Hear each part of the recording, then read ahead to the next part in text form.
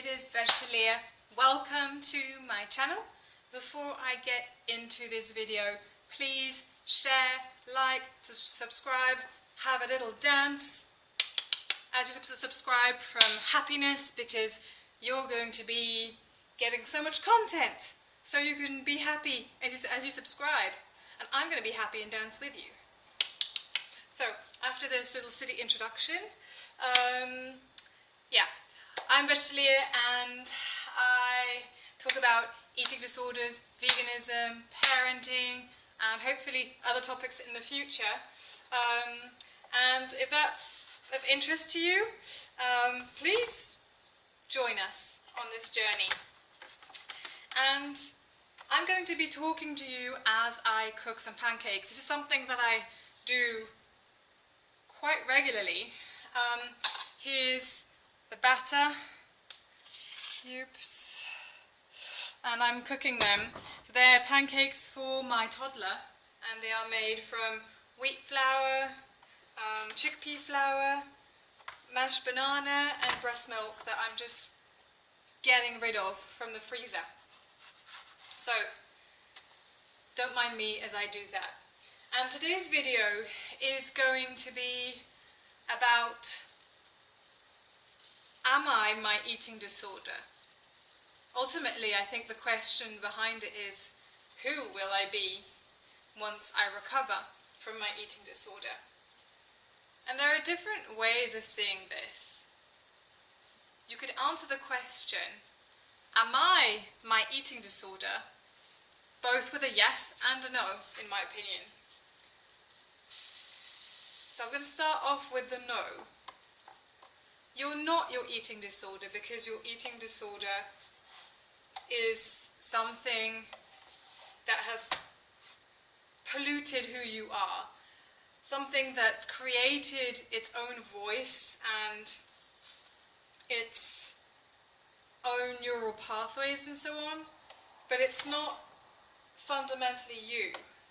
As far as I know, nobody is born directly with an eating disorder. For example, I say that I've had an eating disorder all my life, which, I mean, as far as I know is true, but I probably wasn't born with an eating disorder. Eating disorders are come into place as coping mechanisms. Either they're there to establish some sort of control, or to bury emotions, or to be a way to, I guess, express emotions. They're all kinds of things. But they're not there from the beginning. They're not in your, as some people would say, the essence of your being. So no, they are not you. And you can be you without your eating disorder. You can function, you can thrive, you can do the things that are genuinely within your being without your eating disorder. In fact, it's only going to further your development, and it's only going to further the chances that you do these things, because you won't be so focused on binging and feeling rubbish about yourself, or restricting and spending so much time on restricting or purging or whatever it is you do. So a big part of me wants to say, no, you are not your eating disorder. And that was what I used to think before. And it still holds true, right? Not saying that you're eating disorder. But when I used to think in that way, it used to kind of lead me to reject that part of my brain. Be like, okay, I used to see recovery as a kind of, okay, I'm going to weed out this part of my brain because I don't want it around. And they would kind of cause a reaction of rejection from me. And funnily enough, the more I rejected it, the more difficult it would be to weed it out. And with my therapist, we talked about a notion of my eating disorders, and it's the case for pretty much everyone, really served a purpose. They are a part of me now because they appeared to protect me. as much as they are now a polluting factor that I want to get rid of, pretty much all eating disorders initially served a purpose. So in a way, yes, I am my eating disorder a little bit, or at least my eating disorder is a little bit of me. Indeed, if I'm to talk about my personal story, my binge eating disorder that I had until I was 24, I think, basically saved my life, probably. It was a way for me to bury my emotions, because in my child and teenage and young adult brain, and in the situation I was in, it was not safe to express emotion.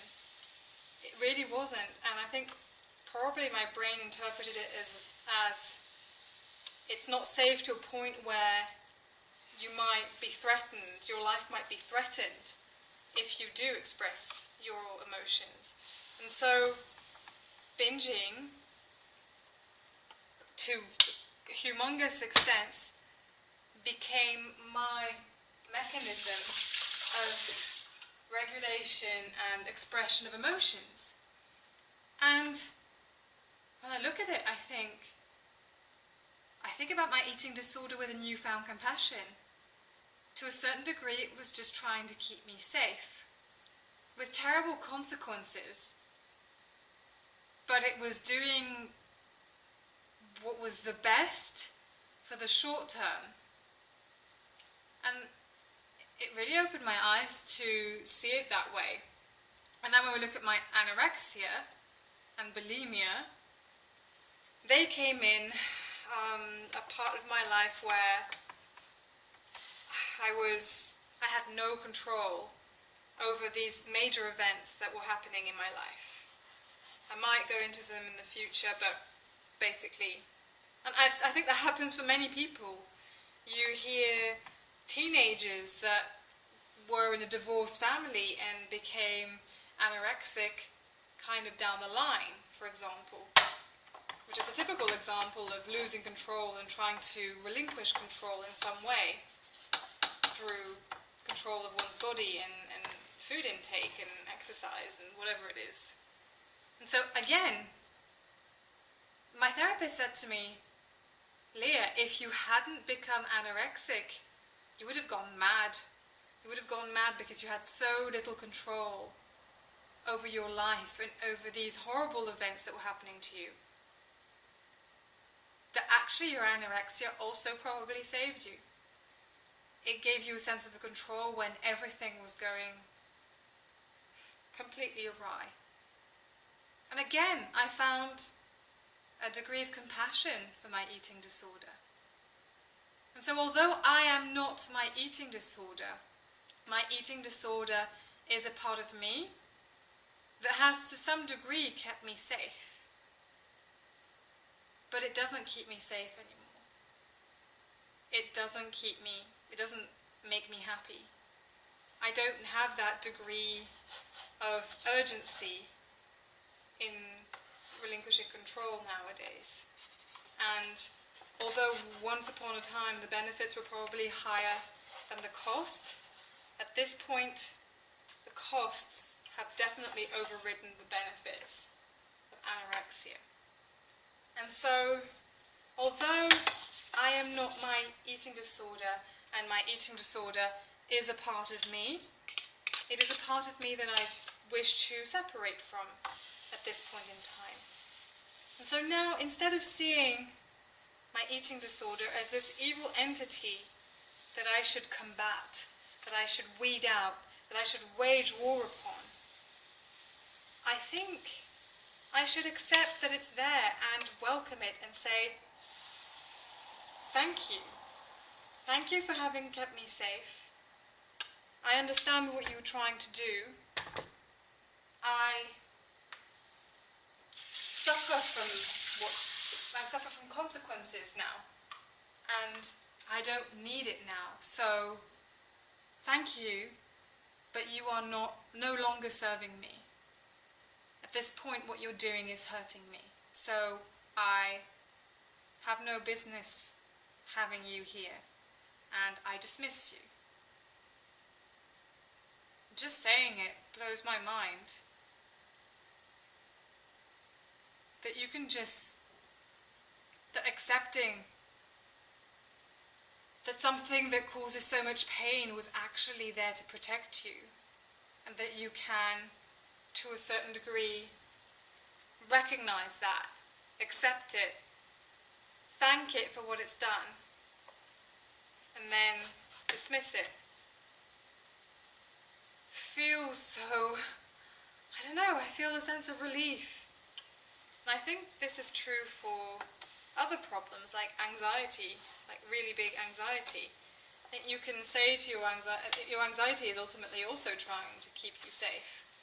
It's trying to prevent loads of supposed issues, but at some point it goes overboard and it causes you more trouble than benefit. And I think in the same way you can say, thank you. You have served me in the past. I understand what you're trying to do. You're just trying to protect me, but you no longer serve me. Bye-bye. Oh my God, I don't know why I feel such a sense of relief when I said that. Anyway, those are my thoughts on whether you are or whether you're not your eating disorder. And so I guess the take-home message is you're not your eating disorder, but your eating disorder is a little piece of the puzzle of who you are. You can choose to accept that it's there and tell it to leave because you don't need it anymore. But before you do that, you need to recognize that it actually served a purpose, I think. But it's only, so it is part of you, but it's only one piece of the huge complex puzzle that you are. And although you might get rid of that piece, you can place a new piece there with other colours. It's the same shape but with other colours, and rebuild your puzzle with healthy mechanisms, healthy control mechanisms. Like, I don't know, so in my case, actually getting work done productively, that would be a healthy control mechanism for the moment, for instance, as opposed to, say, restricting my food, which I'm not doing, I'm just saying that as an example. And so, when you do recover, as frightening as that may seem, as frightening as it may seem to live without your eating disorder, you still have all of the other puzzle pieces, because your eating disorder is just one small piece that has taken up a lot of space for a long time. So although you're going to have to redefine yourself a little bit by choosing another puzzle piece that you want to put in its place, there is still so much of you there. And so to anyone who's feeling like, oh my God, who will I be when my eating disorder is long dead and gone? I want to say you're going to be you. You're going to be mostly you. And your eating disorder can, at long last, rest and stop trying to protect you because you can protect yourself. That's the destination we all hope to take, I think. Hope to reach, should I say, on the path to recovery. So those are my thoughts on that. If you like my little spiel, please like, share, comment and subscribe to my channel so that we can have more conversations over pancake making.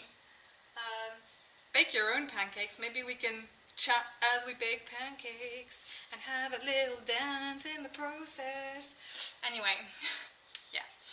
Can you tell that I'm having a good time? Can you tell? Can you tell? I'm having a great time. Anyway, I hope you have a fantastic day, a fantastic evening, a fantastic week, a fantastic weekend, whatever it is that's coming your way. I hope it rocks and that it's the best it can be. Please subscribe to my channel and I'll be seeing you in the next video. Bye guys!